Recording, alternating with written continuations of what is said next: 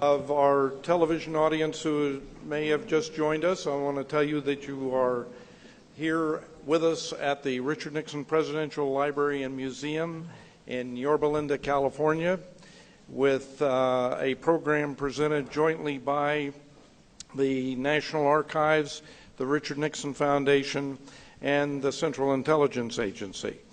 This is our second panel of the program, and before we get into it, I want to remind the members in our audience of the Association of Former Intelligence Officers that there will be a reception for you immediately after this program in our Great Hall. So I hope all of you will attend that.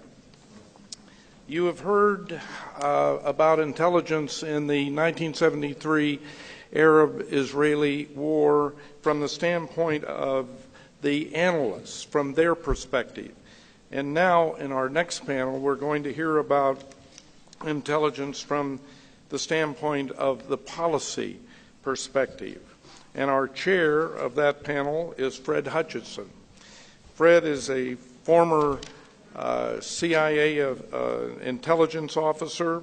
He retired in 1995 to work as an independent consultant until he returned to the CIA after 9/11. As an independent contractor and consultant for the CIA today, he continues to work on Near Eastern affairs. He holds a master's degree in public law and government from Columbia University. He also graduated from the Command and General Staff College and the Defense Institute, and is a distinguished graduate of the Ranger School. What impressed me among all his awards, and they're multiple, is his Senior Parachutist badge. So you know this guy is amazing, and he's had an amazing career. Ladies and gentlemen, Fred Hutchinson.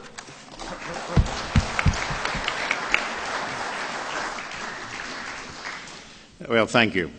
I'm going to run this just slightly different. I want to draw your attention to this document right here, which tells you in some more detail about the background of William Quandt, sitting here to my left, and next to him, Greg Treverton.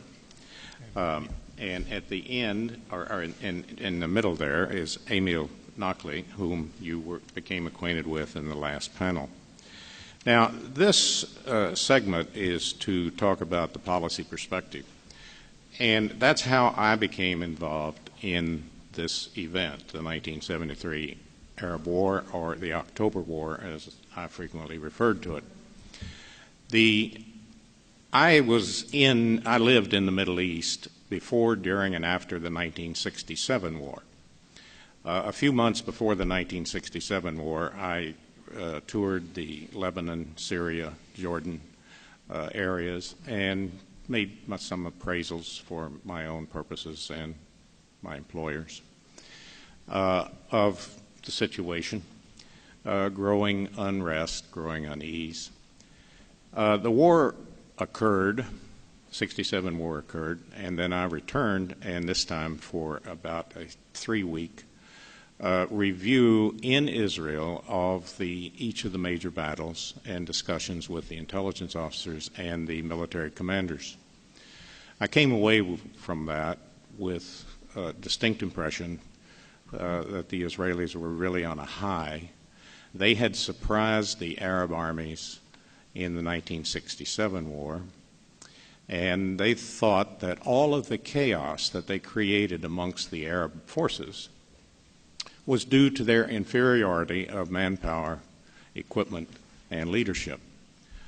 Now, there was a great deal of the shortcomings of the Arab armies so rested as on those issues.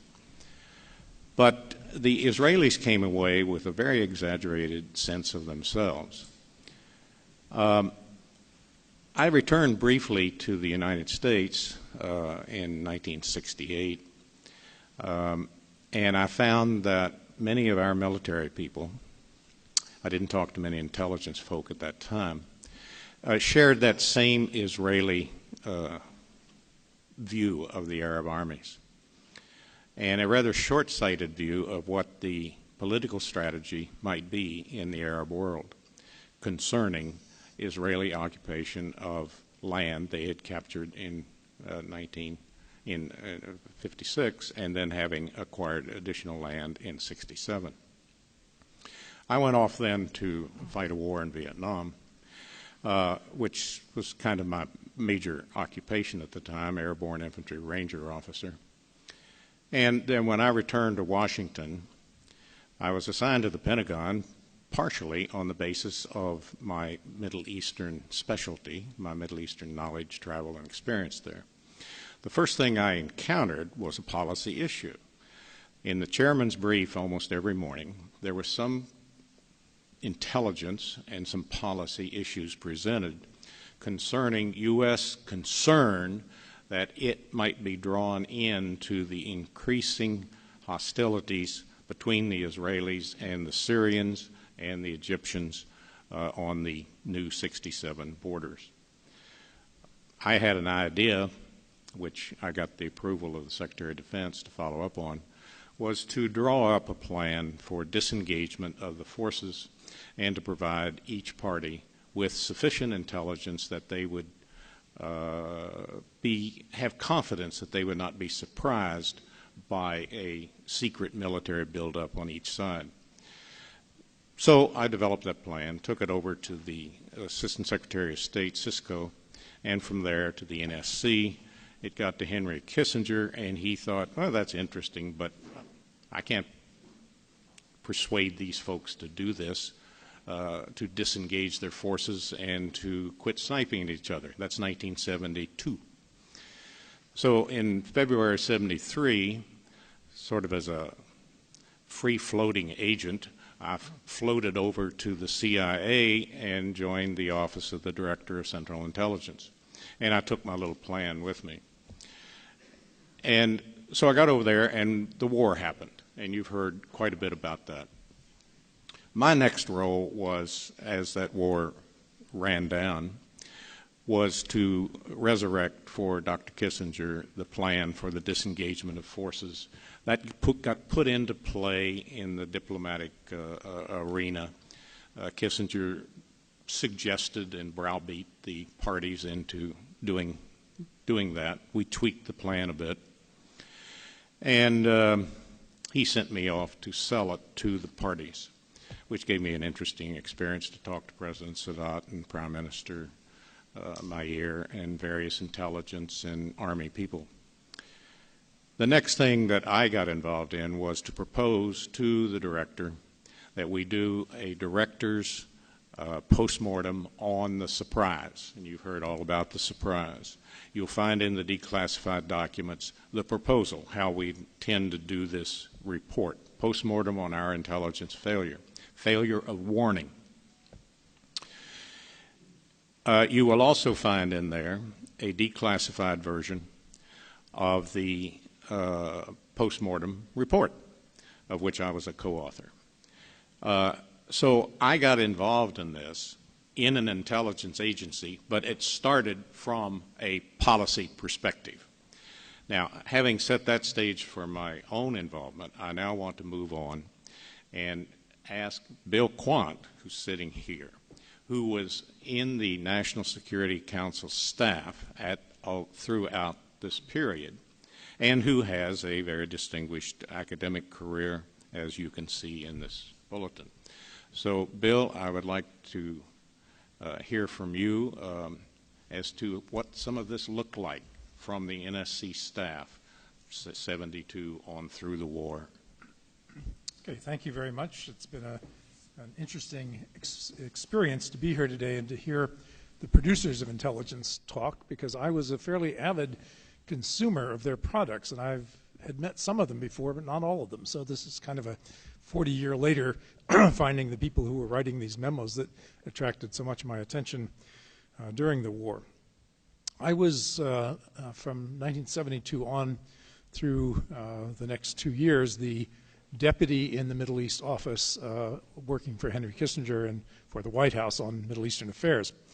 On the day before the war began, for circumstances that are not particularly relevant for this discussion, I became the director of the office. And with that came this enormous sense of responsibility. When you're the number two, you can always say, well, somebody else is going to have to make the hard calls. But all of a sudden, I thought, oh my gosh, there might be a war on my watch.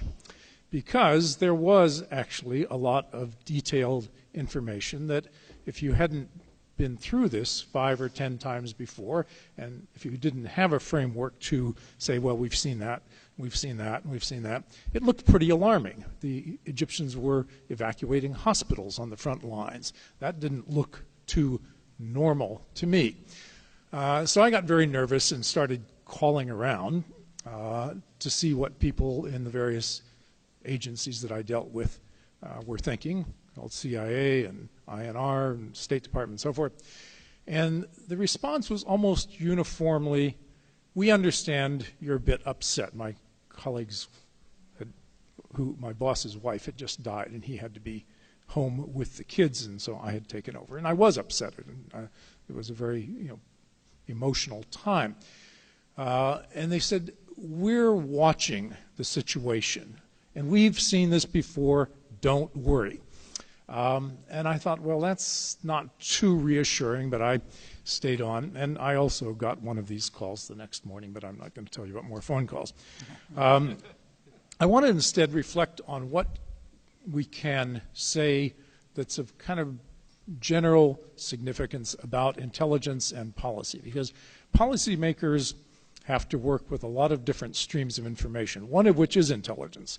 But they're also getting diplomatic cables, they're also on the telephone, they're also talking to one another, and all of this is part of the process that results in concrete decisions. And I would say that there was an intelligence failure involving the 1973 war.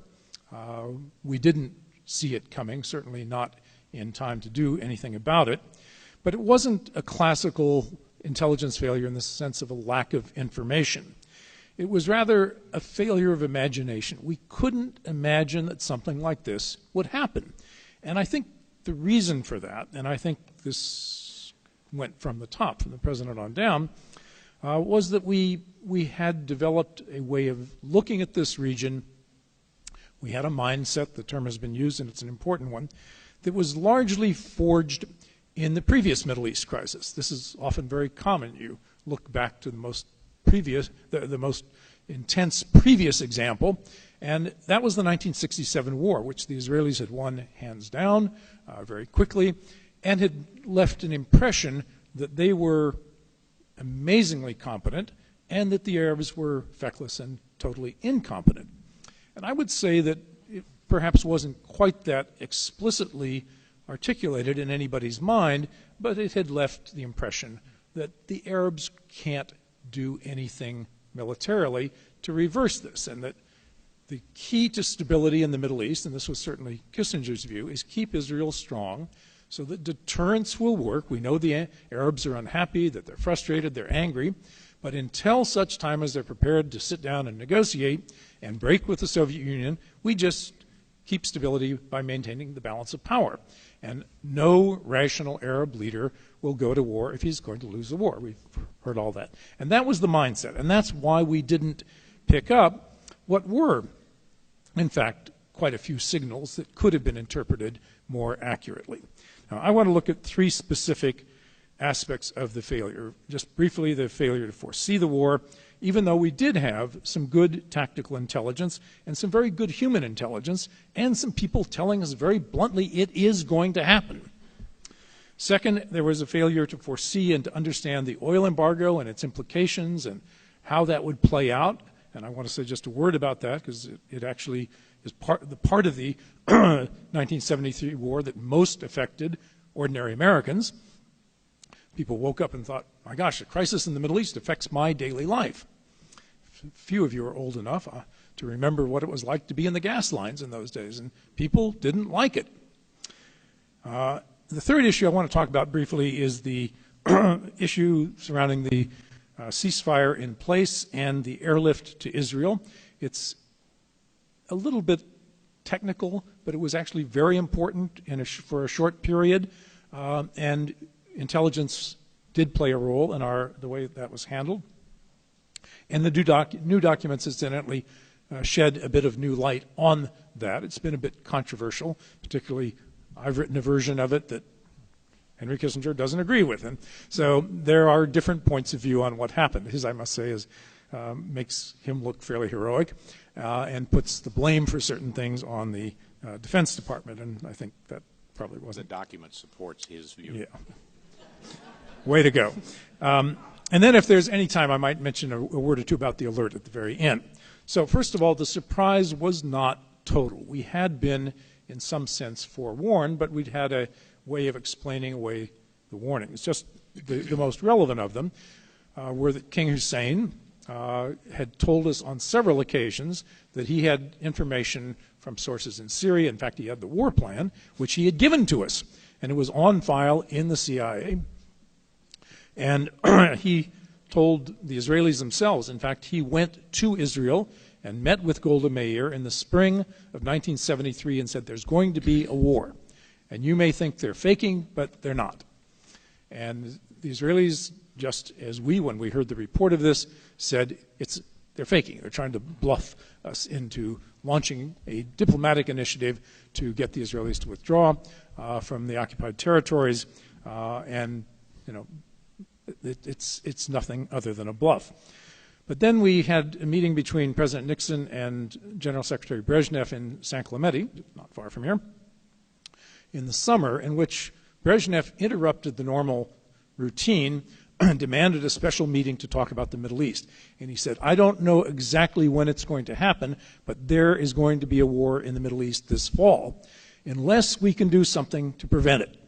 Now, that information I knew and took seriously, as I think Kissinger did, not as a precise warning, but he started asking us to watch carefully for any signs that it might be true. I don't believe that this information was shared with the CIA. And this is a problem where policymakers know things that they don't convey to the analysts. And then, of course, we saw the Soviet advisors leaving the few days before, and in the very last day there were very strong signals of that war was a possibility. I can tell you that on October 5th I was actually quite nervous. But there was this issue that has been mentioned several times. The Israelis didn't seem to be worried. At least they weren't through the day of October 5th. That changed overnight on the 5th to the 6th. And I think what I had heard as a relatively junior but pretty well plugged in person in the policy part of this is that the Israelis would know if there was going to be a war because they had great intelligence, and in particular they had a source high up in Egypt. And I didn't know who it was at that time. Israelis have now said, not total unanimity on this, but the people I take seriously say they had recruited a very high-ranking Egyptian. He happened to be former President Nasser's son-in-law, which makes it even more interesting, and that they were quite sure that if this was for real, they would hear from him, which they did. On October 4th, he demanded a meeting in London with their military intelligence. Military intelligence flew to London, was debriefed by him, went back to Israel, reported to the Prime Minister, and that's what changed their perception, so that the next day we got the message from Golda Meir, actually there is going to be a war and it's going to happen by the end of the day today. And that was the message that I received from the Situation Room on the morning of October 6th, when I said, oh my gosh, it really is going to happen and it is going to be on my watch. So we were misled by the relatively calm view of the Israelis until about 12 hours before it all began. The failure to foresee the embargo was a different kind of failure, and it was an intellectual failure shared throughout the government with one or two exceptions. We did not understand how the international oil market worked because up until about 1970, there was lots of oil sloshing around in the world, and if one country got angry at you and said, we're not going to sell you our oil anymore, you just went and bought oil somewhere else, and the price didn't go up because there weren't shortages. And we'd been through this in the 1953 crisis with Mossadegh. We'd been through it in 1967. And there was a mindset, and there was a slogan almost, that oil and politics don't mix. The Arabs have to sell their oil. They can't drink it. But the oil market had begun to change, and there was no longer a big spare capacity anywhere in the world. Saudis didn't have any extra. Venezuela didn't have any extra. Indonesia didn't have any extra. Everybody was producing all out. So if, in addition to embargoing oil, you also cut the amount of oil on the world market, you were going to have an explosion of prices, which is exactly what happened and was not anticipated. And I think it's partly a problem that foreign policy strategists aren't necessarily very good economists. Henry Kissinger's a very smart guy. In fact, on a lot of the politics and grand strategy, he was way ahead of most of the rest of us. But on economics, he was like economics 101 and maybe even worse.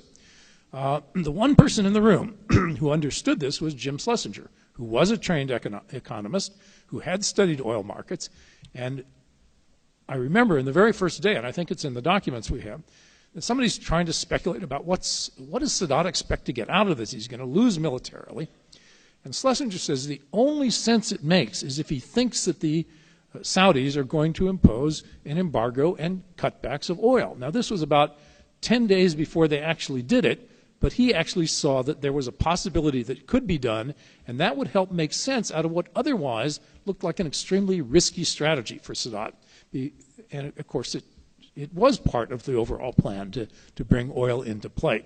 But that one we missed simply because we'd never been through anything like this, and we honestly didn't understand how oil markets work. I think we actually understand much better today, and as a result, we let price go up, and then it comes down, it goes up, it goes down. It doesn't come down very much these days, but we've learned to kind of deal with the volatility of oil markets in a way that simply hadn't been experienced, because for 2 decades, we had had very stable and very low prices of oil.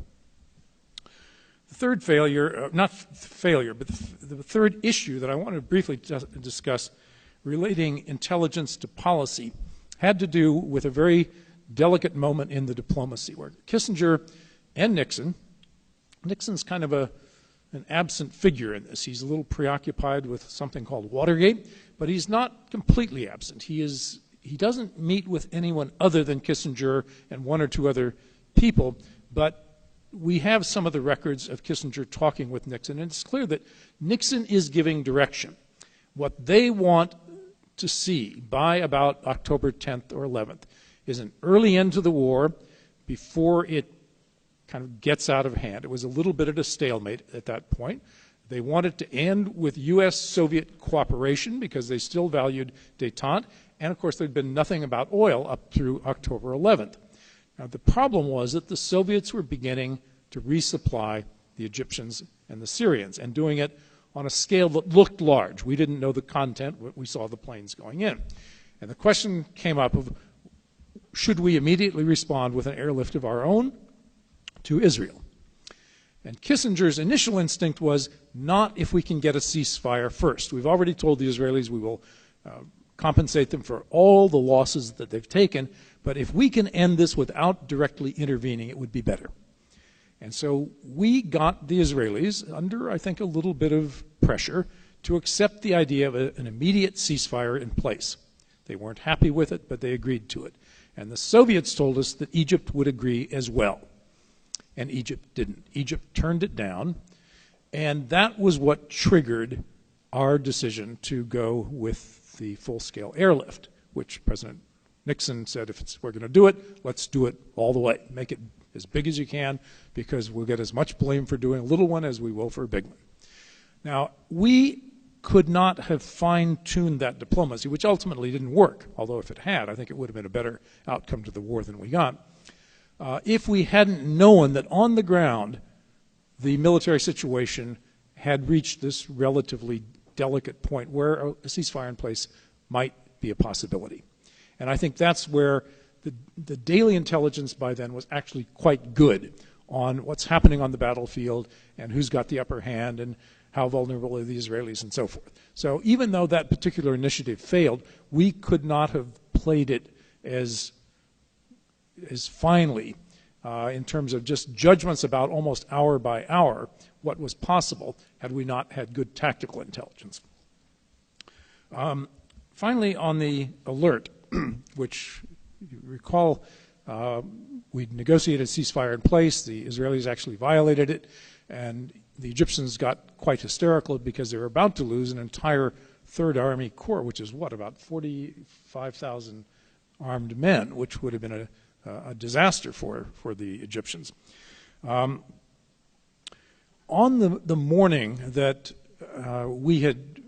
after we had announced this Stage 3 worldwide nuclear alert, which was a fairly dramatic thing to do, intelligence almost got us into trouble because we had a fragment of unevaluated intelligence where we got a part of a message from Moscow to the embassy, Russian embassy in Cairo.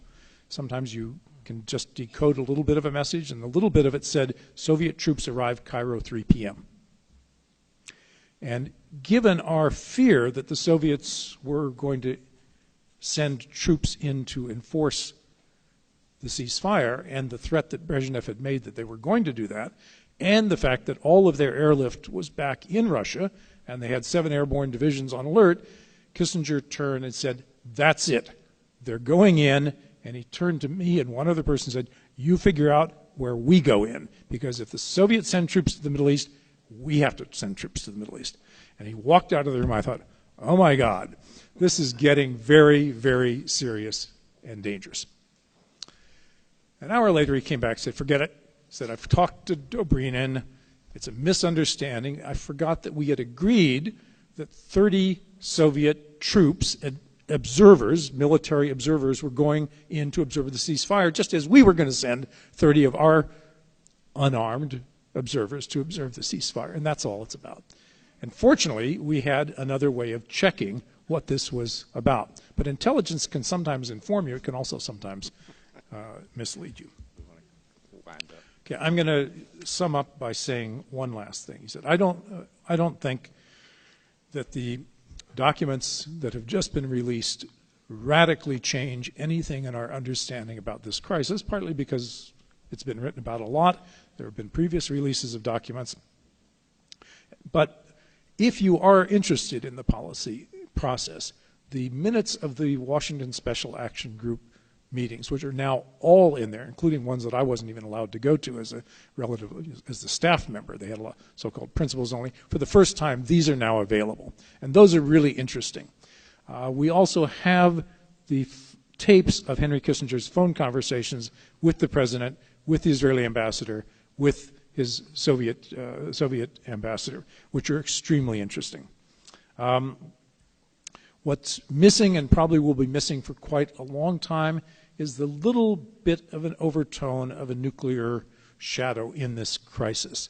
Nobody has mentioned, but on October 8th, we did pick up indications that the Israelis had alerted their Jericho missiles. We didn't know what they put on the end of those missiles, but I can understand why people don't declassify that. But at the time, we had knowledge, Soviets had knowledge, I'm sure the Egyptians had that knowledge, that the Israelis had put a surface-to-surface missile on alert, and the only sense it could possibly make is if it had a nuclear warhead on top of it. You've heard from others that we had some suspicions that the Soviets also had perhaps put nuclear weapons, but that was, frankly, never confirmed, and I don't think we know for sure if that's true. So there are a few small issues that maybe still can benefit from some additional light, but by and large, we've got a pretty good picture of what happened in this crisis, at least in terms of how American officials understood it. And despite the initial failure to anticipate the war, which was a shared failure and was, as I said, a mindset failure, I think we recovered from that fairly quickly, and I give a lot of credit to Kissinger for this, who was totally perplexed by what was going on in the first 24 hours and very quickly found his footing, partly because he communicated with Anwar Sadat directly, and Sadat told him what his intentions were. And Kissinger decided to take him seriously. And from then on, we played our hand with a certain degree of, I think, sophistication and skill, so that we would be in a position to launch a diplomatic initiative, which is what the president wanted when this was over. And had we not had good tactical intelligence after the initial failure, we couldn't have done that. Thank you.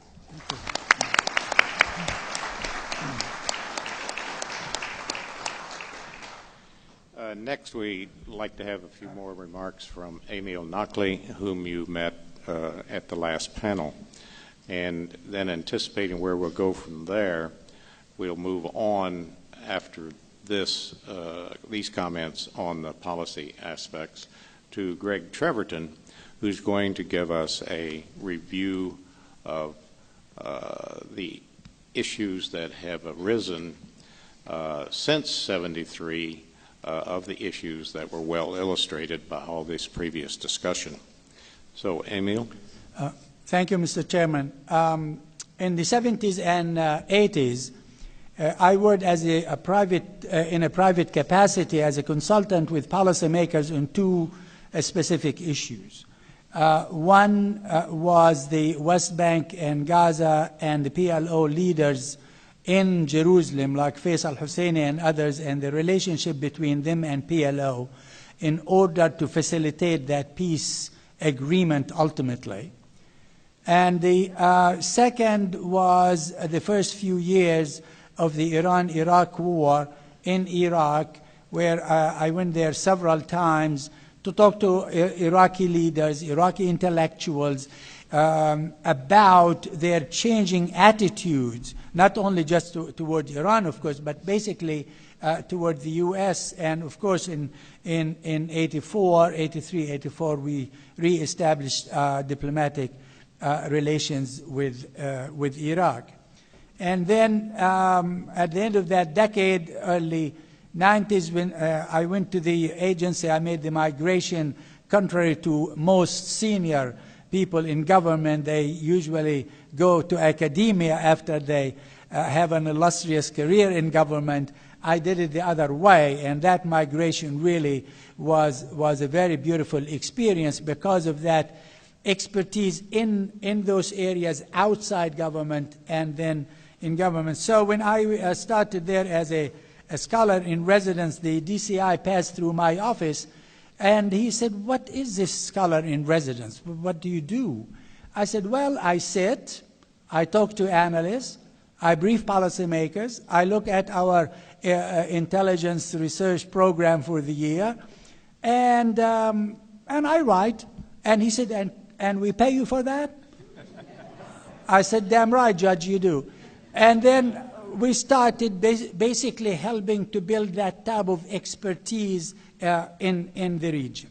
Now, I had talked to a number, when I worked on that little article I referred to in the previous panel, I talked to a number of policymakers about their reflection on that war and what were the lessons that emerged and their experiences specifically in the 1970s. Now, as policymakers began to understand Sadat's strategic political thinking, the policy became the driver and not intelligence during the 70s. In fact, the CIA during the 70s did not have a good standing. Congress was screaming, Senator Church was screaming about the agency. The agency was not really feeling good about itself, and you have the 73 war, and then of course, 88, 89, the fall of the Shah. So the agency in that fateful decade was really not a player. In fact, policy on those very important policies that emerged from the 73 war, policy makers were the driving force rather than intelligence. And to his credit, Secretary Kissinger emerged as the key architect of the post-73 balance of power in the region and of that structure. in which he told the Israelis in no uncertain terms that our relationship with Israel was going to allow for two things, like it or not. One, to pursue a peace treaty with the Arabs, and two, Sadat becoming a key player in the search for peace. And that was as early as almost 2-3 days right after the war. And that continued, in a sense, with the following administration, in a sense, and ultimately Camp David. Now, when I asked policymakers to identify the key issues which they consider, many of them, frankly, consider the 1970s as very, very important decade in our policy in the region for the next 40 years. And they identified, of course, and Bill talked about that, the oil embargo and how to adjust to it. Bill mentioned about our understanding of oil and so on, but the other thing that we did not fully understand was the impact of the nationalization and the creation of OPEC on oil-producing countries, and specifically on Saudi Arabia. And Saudi Arabia in the late 60s, before even the war, established that proselytizing Islam was a weapon they were going to use against communism and Nasser's brand of Arab nationalism. And so they established the Muslim World League, they established IIRO, they established WAMI, they established Al-Haramain, all as Islamic NGOs to serve Saudi Arabia's foreign policy objective. In fact, it was one of the principal objectives, cardinal objectives of Saudi foreign policy, was the use of Islam and the spread of Islam as a cardinal principle back in the late 60s. When you add that to the creation of OPEC, the whole attitude and power of oil-producing countries changed. That, by the way, that was another area where when we looked at Saudi Arabia, we never thought that Saudi Arabia was going to use oil as a weapon because of all that previous history. The second was urgent U.S.-Soviet UN contacts for the purpose of ending the conflict and starting the peace process going. The third was the weapon supplies to Israel and how Kissinger and the president ultimately made that decision, and that was used even by the administration to recalibrate our relationship with Israel to allow for Sadat in the mix. And four was the search for a settlement of the Arab-Israeli conflict and the growing role of both, not just Sadat, but also Riyadh, that is the Saudi leadership. Fifth, all of that in the early part of the 70s, opening new channels of communication to Sadat. And sixth was the leadership and political dynamics that we began to understand both in Egypt, in Syria, and in Israel. It was even a major change in the domestic political scene in Israel. For the first time, by 77, we saw the end of the Labour government in Israel, period. They never recovered from that. And we saw a new alliance of more conservative, more, I guess, poorer Israelis under Likud and Begin. And so Begin created a new alliance.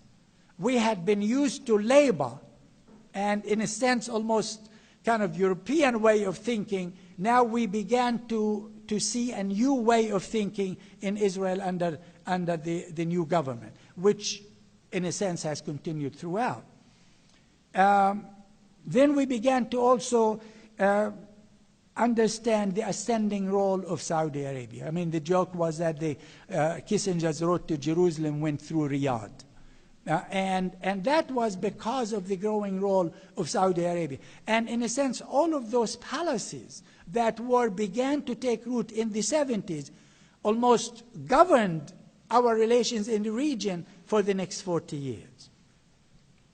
Now, intelligence analysis, really, especially the economic analysis, really played a very good role in assessing, and I used to talk to a number of our senior economists in assessing the whole impact of the oil embargo, the economic impact on country after country, and policymakers found that to be very, very useful. The whole analysis of the oil embargo and the impact of that.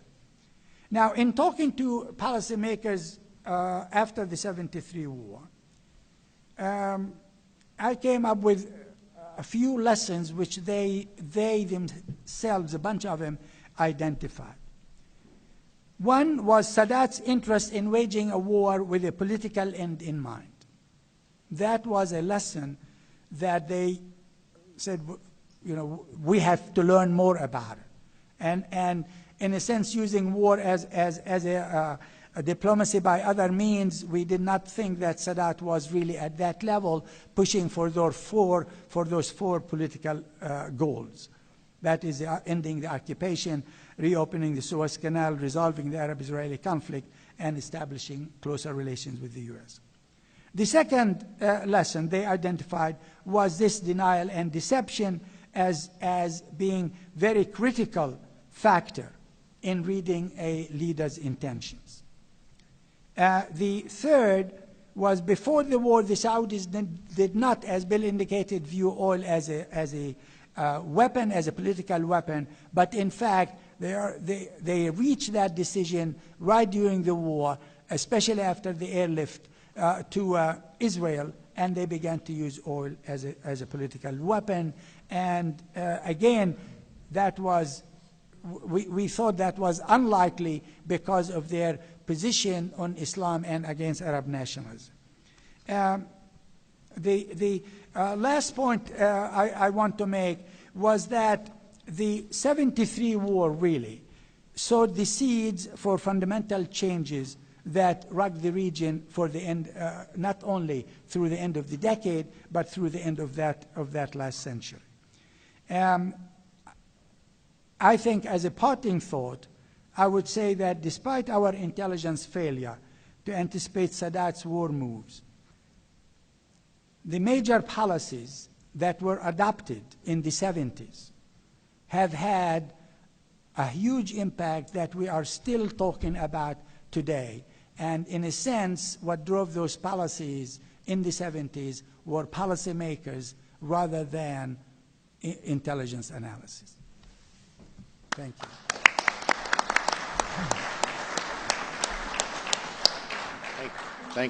Thank you, Emil. Dr. Greg Treverton is going to try in a very brief amount of time to summarize lessons that we've learned and tried to apply in the 40 years since. Thanks, Fred. That's a tall order and not much time. I should admit that I have mostly studiously avoided the Middle East in my career, so I'm far from an expert. What I'd like to do is, as Fred suggested, reflect on this case as about what it says for the broader process of relations between intelligence and policy. There I am a student and sometime practitioner. I'm also aware, though, of the famous line by Speaker Wright years ago during the long and contentious confirmation hearing of John Tower to be Secretary of Defense. Wright was asked what was going on, and he said, "Everything has been said, but not everyone has said it yet." So I hope that my reflections will, what I'd hope to do is pick up three themes and end with one lesson. The first theme violates my favorite lines from W.H. Auden. Auden said, "Thou shalt not with statisticians sit, nor commit a social science." My first theme is a bit of social science. I, through the years, bored many colleagues, probably including Charlie and Andy, with my distinction between puzzles and mysteries as intelligence problems. Puzzles are those things that have an answer. We just may not know it. It may be hidden from us. How many missiles the Soviet Union had. Lots of classic Cold War intelligence problems were puzzles. Those are distinguished from mysteries. Those are things that don't have an answer. Nobody knows the answer. They're contingent. They're iffy. They depend. It's dangerous to talk about warning in front of Charlie Allen, but I'd like to focus on the pre-war phase. I recognize that doing so in his presence is like talking about ark building with Noah. But what Warning seeks to do, in my view, all of mystery addressing is really Bayesian, in the sense it's a process of taking essentially subjective judgments and trying to refine them in light of incoming evidence. That's particularly true of Warning, and I think especially true of Warning of War, where the effort is really to turn a mystery, will they attack, into a puzzle, and to do that by identifying indicators. The more of those indicators flash red, the higher you think the probability of war is. That's theme one. Theme two picks up from the conversation by Martha and others about assumption. I should say in parentheses, my watchword about assumptions, which I've never been able to clean up, comes from a former Pentagon colleague of mine. I've at least made it unsexist. The best version I can do of it is assumption is the parent of fuck up. But I want to pursue that point in a somewhat different way. I've come through the long career thinking about intelligence and policy to think of intelligence as basically storytelling, building and adjusting stories. I guess I would say it's Bayesian storytelling, but that spoils the simplicity of storytelling. Without a story, new information just kind of hangs there, doesn't go anywhere.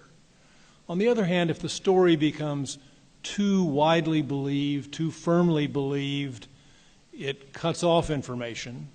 It's called, some people call it mindset, concept.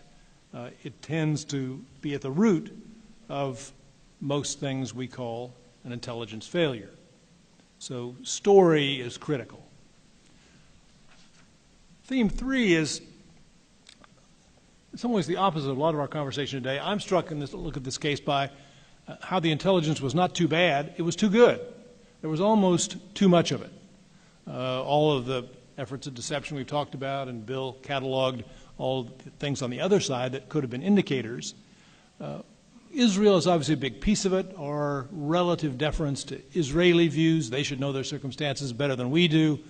I think that's a mistake we probably are less likely to make now. Bill also mentioned Ashaf Marwan, the agent the Israelis thought they had very close to the top. I find him a fascinating case. He manages to be both admired in Israel as a spy and admired in Egypt as a purveyor of disinformation, and I guess we'll argue forever about which it was.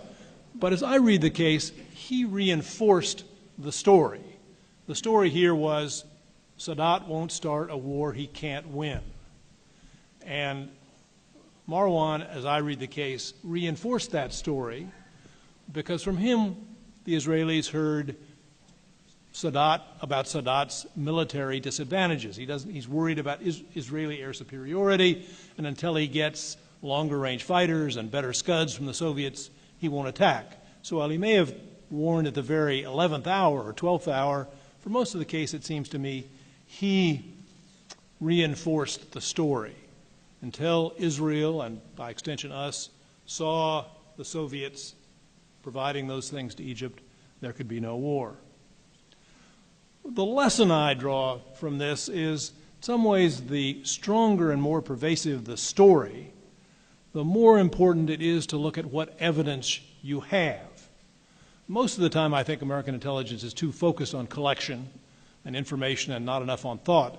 But here I think it's very important to look at the information, because you would have had to take seriously the possibility of invasion. You would have had to say, all these indicators suggest maybe there is going to be a war, to get into the set of questions that Martha outlined, those contextual factors that might have taken you to, oh yeah, there are some reasons why he might start a war he can't win. But to crack through that story would have required, I think, really looking hard and taking seriously the possibility that all those indicators of war might be real. Let me conclude with just a couple other examples of places where I think the same thing is true. Charlie's successor as NIO for Warning, a woman named Mary McCarthy, was active during the peso crisis in Mexico in 1995. And what she was doing was looking at the data. She kept looking at Mexican reserves and saying, they're going down, down, down. These people are going to have to devalue. Well, she got countered by all these complicated stories from Wall Street and Treasury about tesobonos and all these other things. It turned out in the end, the Mexicans were lying about their reserves. They were even worse than the published statistics. And in the end, they devalued. The way to cut through the story that the Wall Streeters and Treasury folks had was to pay hard attention to the data, to the numbers, to what you had. Finally, I can't resist coming back to Iraqi WMD, which Andy talked about a lot.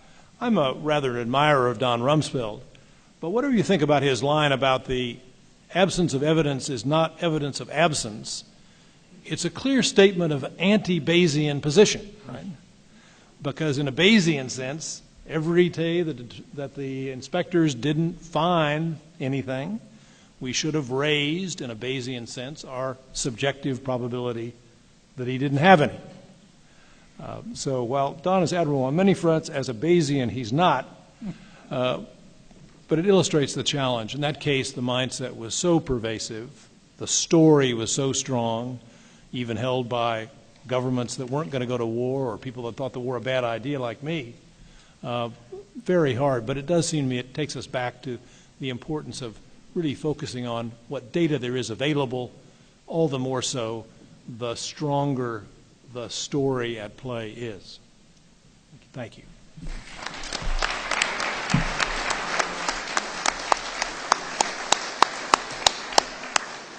We accelerated a bit here in order to allow at least 15 minutes, maybe 20 minutes worth of questions.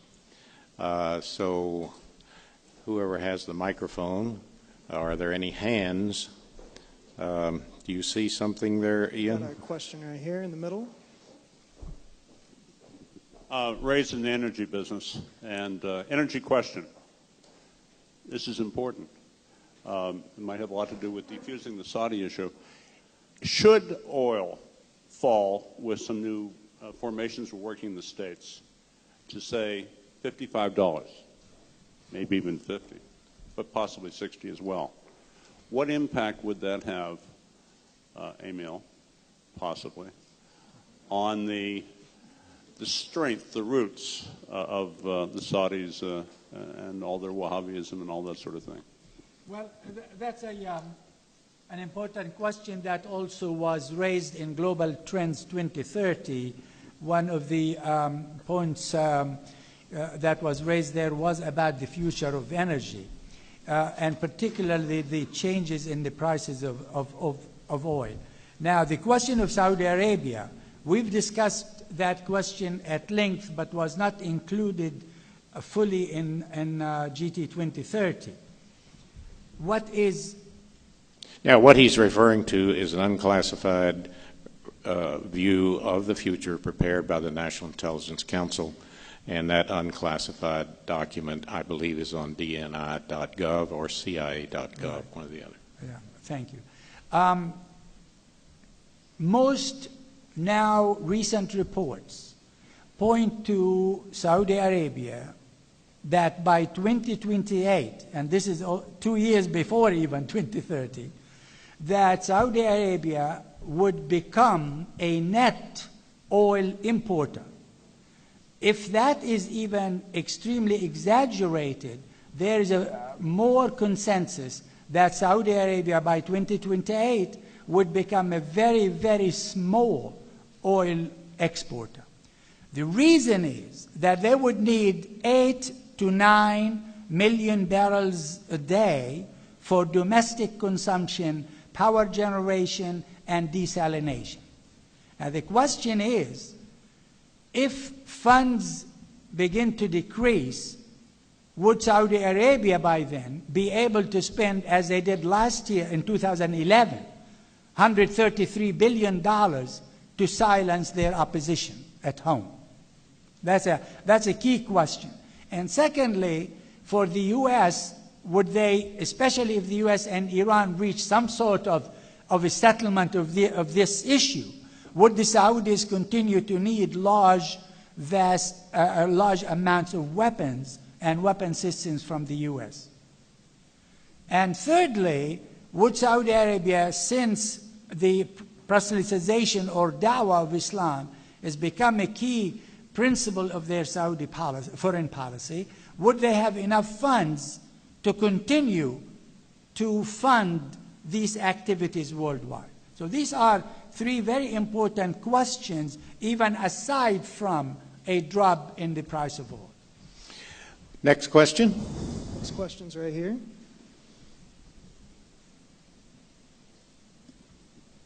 I haven't used a microphone in a long time. Can you hear me? Okay. I have listened through the dialogue, and we have heard continually that our intelligence has gotten better and better and better. When I think about Benghazi, it makes me question, is it good enough now? Do we have another 40 years that we need to go before we can really feel safe? And I'm not saying that critical, it's just a question that pops into my head when I hear of all the progress you've made in 40 years.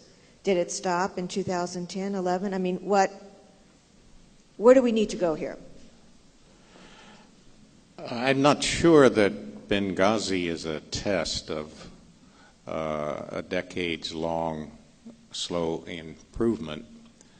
I think a personal opinion here that the Benghazi issue is less a measure of the effectiveness of collection, analysis, and dissemination of intelligence than it is various policymakers' reaction to that policy.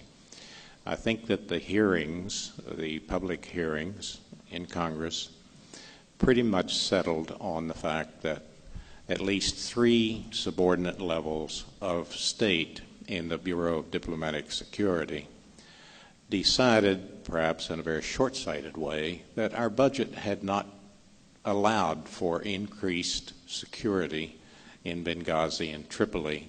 And until things get worse, until we get more money, we're not going to change it. So there we are with that one. I just had a word, Fred. Please. I think on Benghazi, I share Fred's sense. My sense as a close outsider is that the intelligence community has gotten better over the last couple of decades. And that's, it doesn't mean that we won't be surprised. We'll be surprised. Sure, we're going to be surprised. That's the nature of life. What we can try and do is build hedges, get as much warning as we can, think about a changing world. But it is a complicated and rapidly changing world.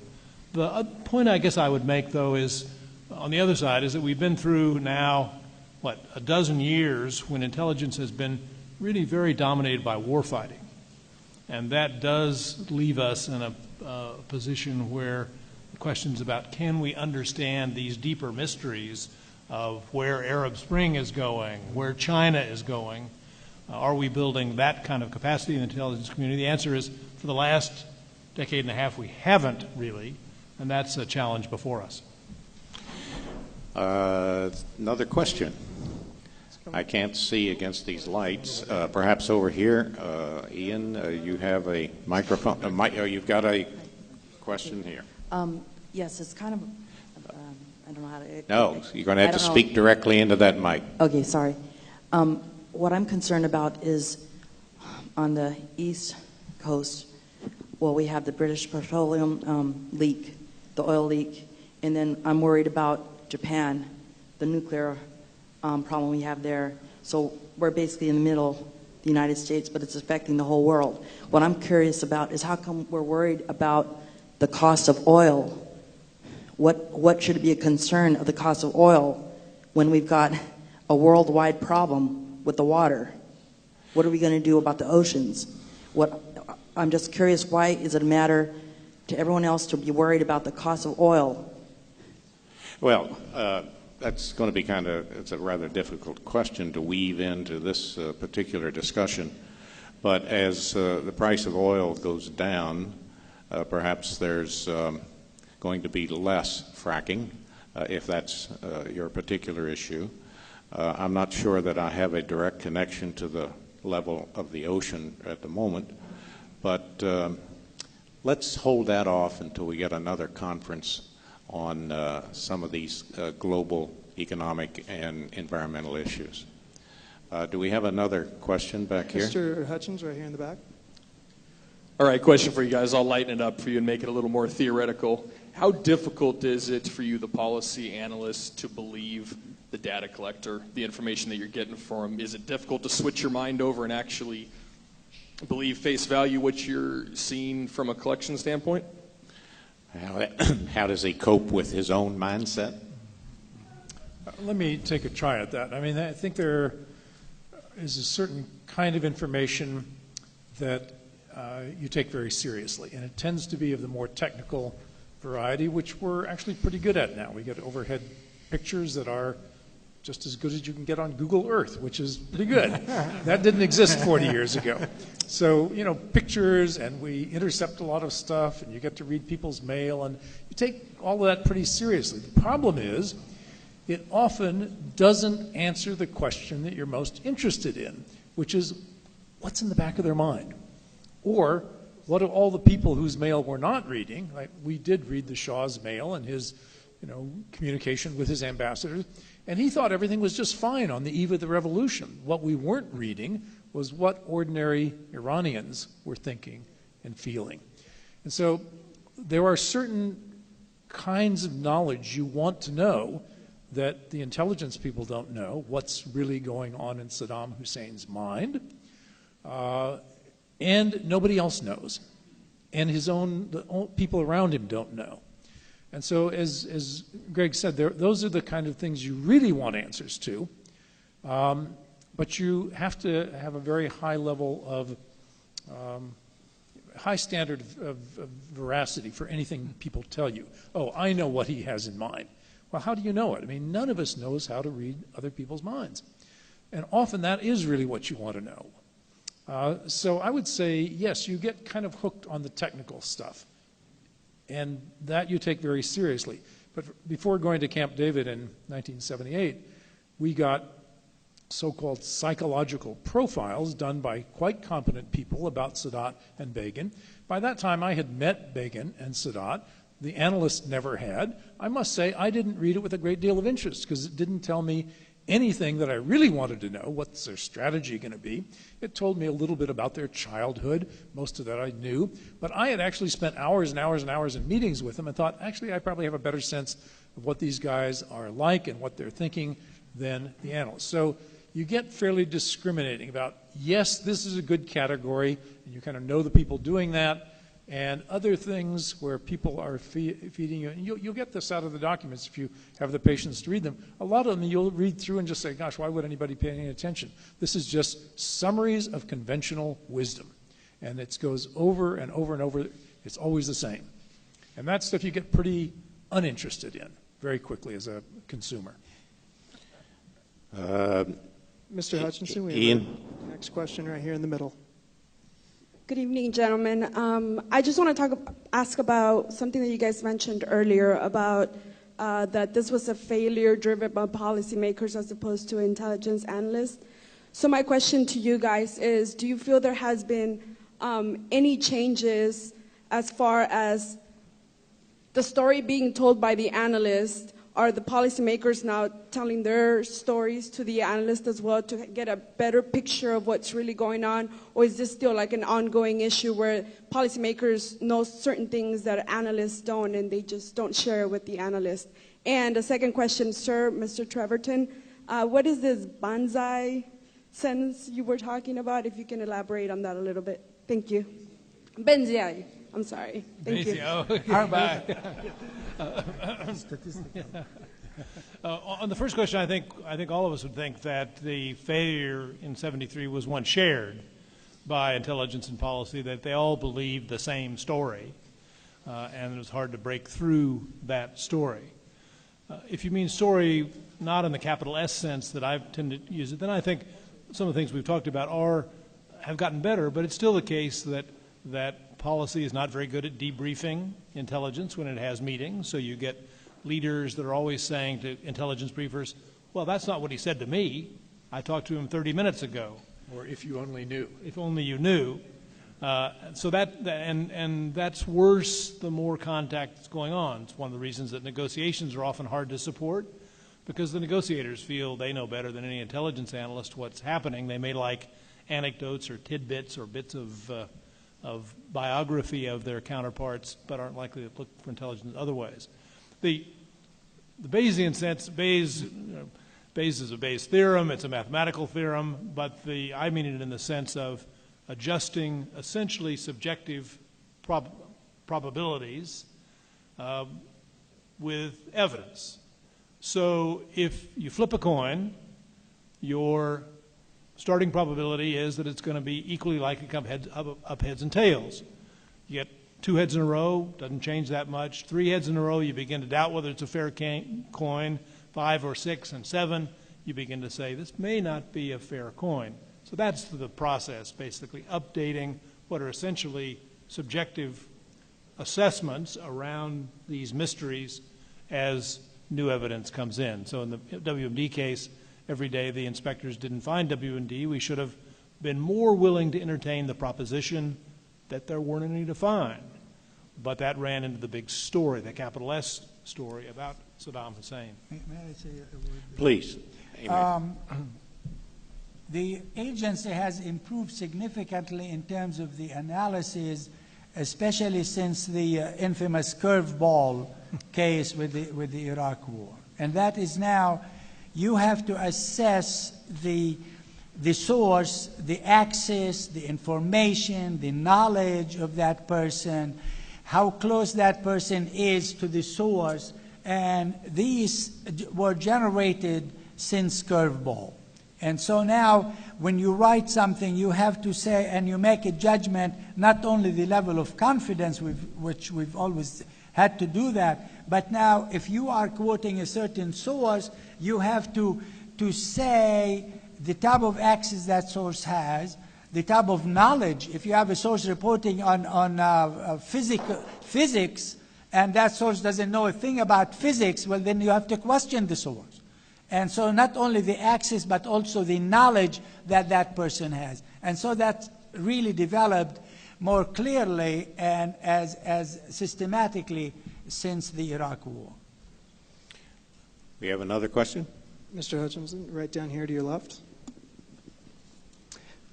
I brought this up in a previous briefly conversation with Mr. Knockley, but of course we have the IQ, the EQ, emotional quotient, and then the spiritual quotient paradigm, which perhaps it seems like was a factor with the 73 Arab-Israeli war, and even today with the Middle East concerns and issues. How much of an influence is that assessment having in the discussions now, and even perhaps more so in the future, as to how that should be improved or even advanced further? Is that in the discussions now, and as opposed to our Western thought based on Western thinking? You fellows have a grip on that one? I mean, the only comment I would make is that unless the person, whether he is a Christian, a Muslim, a Buddhist, unless that person prefaces their policy approach or their statements about specific policies with their understanding or interpretation of their own religion, I would not pay much attention to that at all. I mean, if leaders plan and pursue their national interests, unless specifically that person, as Saudi Arabia did in the 60s when they established the spread of Islam as a cardinal principle in their foreign policy, I would not really pay much attention to the role of theology or religion in that. Do we have another question? Ian? Right over here. Okay. From the 1973 Arab-Israeli War, Israel acquired a lot of occupied territory. What is the future of that territory? Who is going to eventually claim ownership? Ownership, and also that they want this territory. I mean, it was negotiated, Egypt took back the Sinai, and they didn't want Gaza. So what's going to happen to the other territory?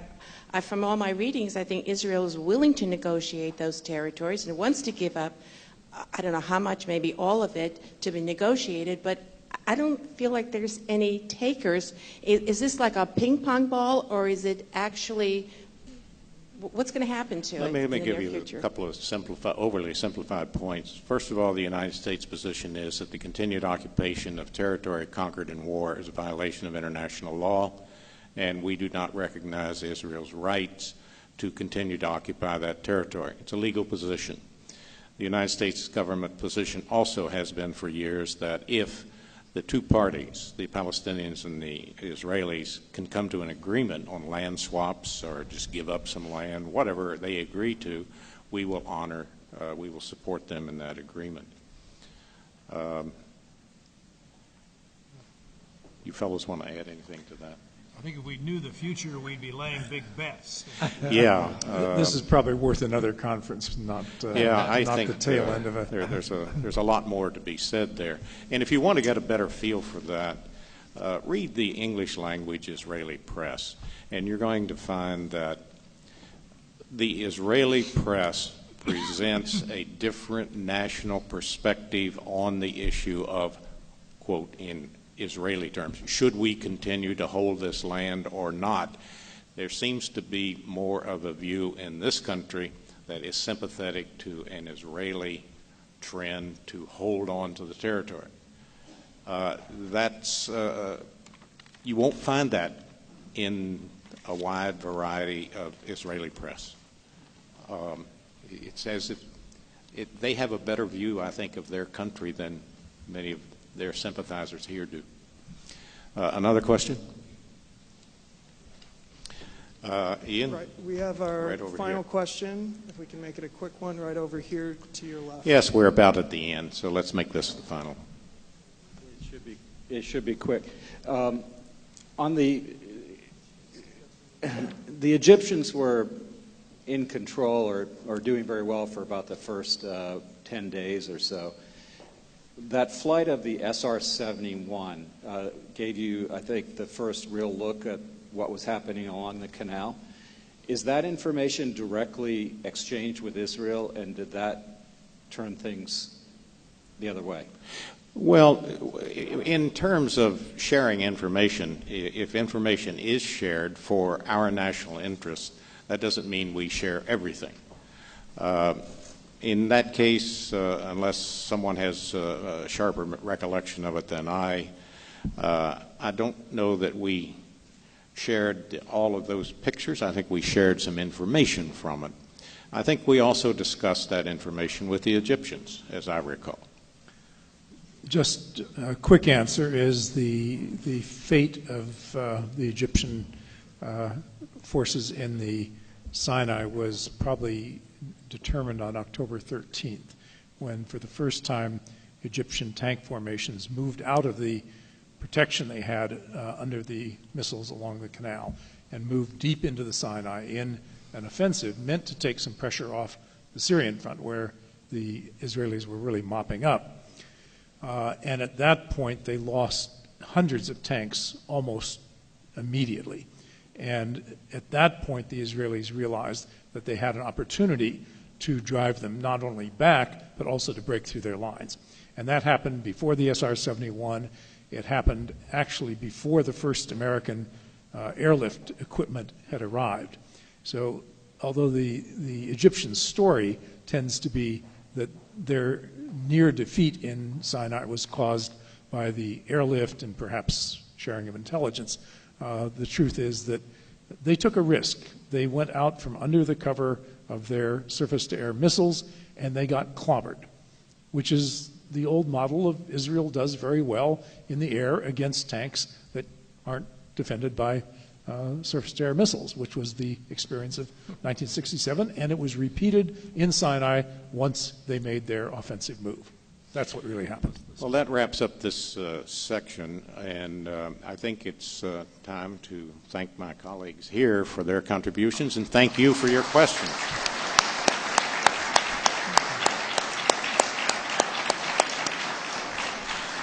Joe Lambert, if you please. Just keep your seat. Thank you, Fred. I have the opportunity to, the pleasure to close this conference in a couple minutes or less. My name is Joe Lambert. I'm the Director of Information Management at CIA, and along with my deputy, Dan Sullivan, we have the responsibility for all agency records, the entirety of the agency archives, and all declassification and release decisions that are rendered at CIA. Typically, the first question a director of the Central Intelligence Agency will ask me is, Joe, how do you or how do we decide when a secret is no longer a secret? And that's a very complicated and difficult decision. One I'm reminded of every time I visit headquarters and walk into the main lobby. I walk across the iconic seal in the tile floor. I walk past the statue of William Donovan from OSS on the left. Continuing, I walk past our memorial wall on the right, where there's a star there for every CIA officer that's lost their life in the line of duty. Since I've been there 29 years, I've watched 49 stars chiseled into that wall. I continue on, go up a few steps, and off to the left there is a mural of the Statue of Liberty. Below that mural is printed the CIA motto, and it reads, "We are the nation's first line of defense. We accomplish what others can't accomplish, and we go where others can't go." There are two things that factor into this difficult decision to decide when a secret's no longer a secret. On one hand, we at CIA don't own these records. We hold them in trust for the American people. And when their sensitivity attenuates over time, we have an obligation to declassify and release these records so the public can judge for themselves the effectiveness of their government, and in particular, the CIA. On the other hand, we have to do that in a way that preserves our ability to discharge our mission, to remain the nation's first line of defense. Fortunately, we have some very dedicated officers at CIA that take up that challenge every day. It takes a long time to put together an event like today's event. In fact, our folks have been working on the declassification of these documents for the better part of the last year. One of the most satisfying parts of my job is I get to watch skilled officers, and in this case, folks like Bruce Barkin and Peter Nyron of Historical Collections Division and their colleagues, Matt Penny and historians from the Center for the Study of Intelligence. They get to bring these really compelling stories from the CIA's archives to life, and so that the public can see them. CIA officers are not used to public acknowledgement of their work, but I offer a very heartfelt thanks to all those folks from the Historical Collections Division and the Center for the Studies of Intelligence for the wonderful work that went into today's event. And I believe that Paul Wormser showed you the document that was put together in the very beginning. I'll add 3 comments about the DVD that he held up. For those of you that might be watching on home, the contents of this DVD will be available on CIA.gov. If it's not there already, it will be very shortly. Second, the DVD is divided into 3 sections. One section holds the document collections. Another section holds a multimedia file that has a plethora of photographs, among other things. And the third section is just simply background material. And most importantly, because I'm going to get about 50 to 100 phone calls at my office in Washington, this DVD is designed for use in your computer and not the DVD player hooked up to your television. Let me say that one more time. It's designed for the computer, not the TV. Let me thank Paul Wormser, the Deputy Director of the Nixon Library, and Sandy Quinn of the Foundation for making this spectacular venue, the replica of the East Room of the White House, available to showcase the declassification and release of these CIA documents. I want to also thank a couple other people in the audience, one in particular, a friend of mine, Peter Yasowski, who's the Director for the Center for the Studies of Intelligence, for his continued support over the years, and all the wonderful speakers and panelists that we've had here today. I think it's been an outstanding event. I want to thank C-SPAN for their coverage, and finally, on behalf of our Acting Director, Michael Morrell, and the CIA officers that are present here today, and those that aren't back at Langley, I want to offer you a thank you very much to each of you who have attended today's event. With that, we have a couple of tokens we'd like to exchange really quickly, so Paul, if I could invite you and Sandy back up to the podium.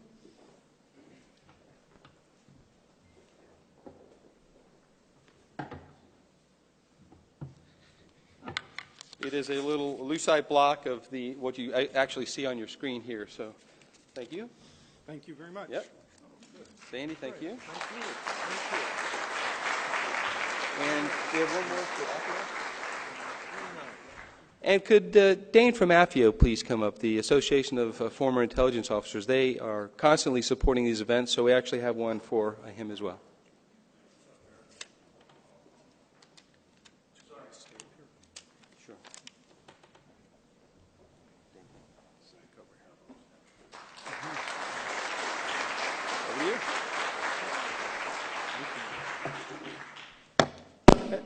And the honor falls to me to present a plaque we get one also. as well. Yes, indeed. This conference has really been spectacular, and working with Joe and his staff, in particular Peter Nyren and Bruce Barkin, has been an absolute pleasure. I think they've done a fantastic job. I think this is a very important type of event. There are few nations on this earth that will examine so-called failures of their own government in such a public way, and I have to applaud that, and I want to present this to Joe and with our thanks. Thanks. Thank you.